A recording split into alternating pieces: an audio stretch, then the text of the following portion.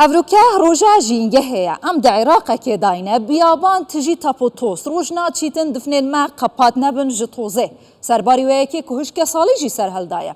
ئەم بەحسا vê ڕۆژێ بکەین کو ئەڤە 5 ساڵە وڵاتên zilhêzên cîhanê piştî serhildana şûreşa pîşesazî ketine astengiyekî gelekê mezin ji bo rûbirûbûna alingariyên ڕوبڕووی کەش و هەوایە دبن هەری داوی نەتەوەین یەک بۆی دەبێژن حتا 5 ساڵێن داهاتی سەدا 1.5 پلا گەرمایە لە جیهانێ بلند دەبیتن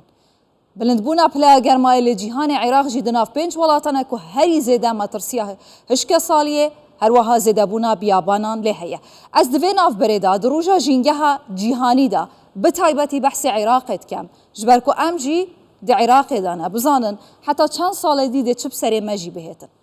li vê derê em behsa Iraqê dikin ev nexşeya Iraqê ye rûbare Dîcle û Furatê hûn dizanin jê Tirkiye tête nava Iraqê ku seda heştêya avê pêk tînîtin li vê derê seda sîh ya ava Iraqê ji barana têtin seda heftêya ava Iraqê ji Tirkiya tê ji rûbarê Dîcle û Furatê سەرباری هەبوونا ڕیبارê Dîcle û Furatê ji aliyekdin ji aliyê Îranê rîbarê Sîrwan lê dîsa jî sala 2021-22 Iraq rûbirûyê hişkiya saliyê bûye ew dengû hawar û hatê ku çendîn sala hişyarî dihêne dan Iraq rûbirûyê hişkiya saliyê û biyabanbûnê tê hîç kam ji wan li berçavan nehatine wergirtin karekê stratîjî û bingehîn ji bo vê mijarê nehate kirin lewma sal li pey salê metirsiyên hişkiya saliyê zêdebûna biyabanbûna Iraqê di rojevê de mezintir dibîtin sala 2042 li gorî raporên ku dihêne belavkirin li ser astê nîvdewletî ava Dîcle û Furatê li ser Iraqê hişik dibîtin bi şertekî eger Iraq wekî nûke bê plan bît bê stratîjiye bîtin ava Dîcle û Furatê heta 20 salê dî li ser Iraqê bi temamî hişik dibîtin di nava salekê de seda pênciya ava Iraqê kêm kiriye nemaye sedem rûbarê Dîcle û Furatê herweha girtina ava rûbarê Sîrwan ji aliyê Îranê ve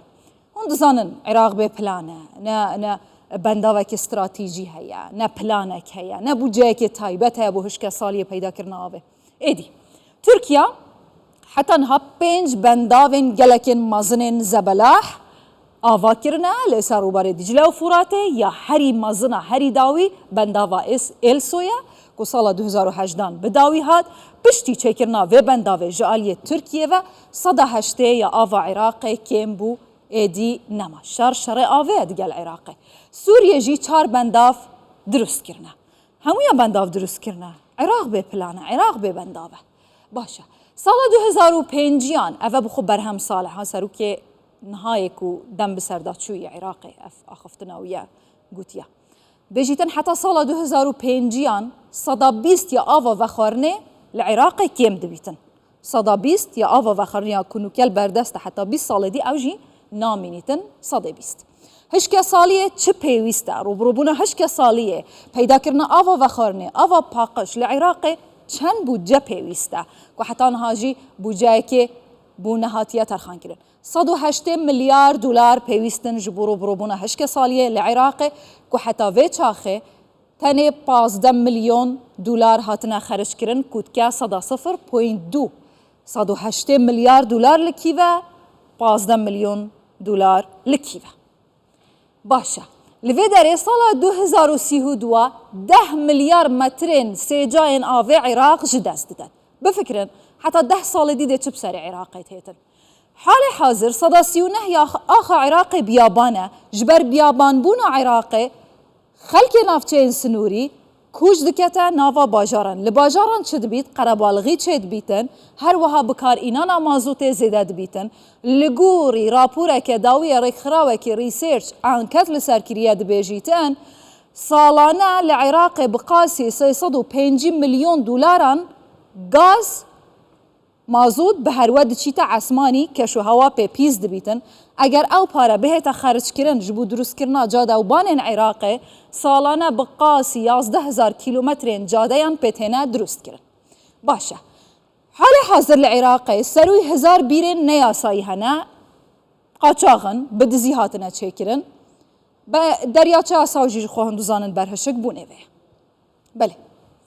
eger slaytê bibînin li vê derê em behsê dîsa Iraqê dikin ku pêncem welatê dewlemendê petrolê ye ew qas petrol hey ew qas afnîn e به پترولا خوشی به پاره پترول جی نکاریه روبروی هشکه سالیه و به آویه ببیتن 41 میلیون کس تدا دجین هر کو دچیت اف حجماره زیاده تر دبیت دبی آوی هشکه سالی و زیاده بونا بیابان دا اولاته اف حکومته به پلانه سرباری ریکفتنا کو دنابره ایران و عراق سال نوطان هاتیه کرن جبو کو ایران آوال سر عراق نبرید هر وها ریکفتنا دنابره ترکیه و عراق هاتیه کرن کو آوا و نبریتن هیچ جوان ریکفتنا نهاتن جبهه کرن و هر دولت جی آمادنین اندگل عراق حتی لسر ماسا گفتگوان رونن دوی ناف بريدا ام پیشبینیات چه داهات اکید کن جبلی تکشون روشا امنی و سیاسی هند فکرن حال جینگه العراق ده چلهت 10 سال الپیش یامه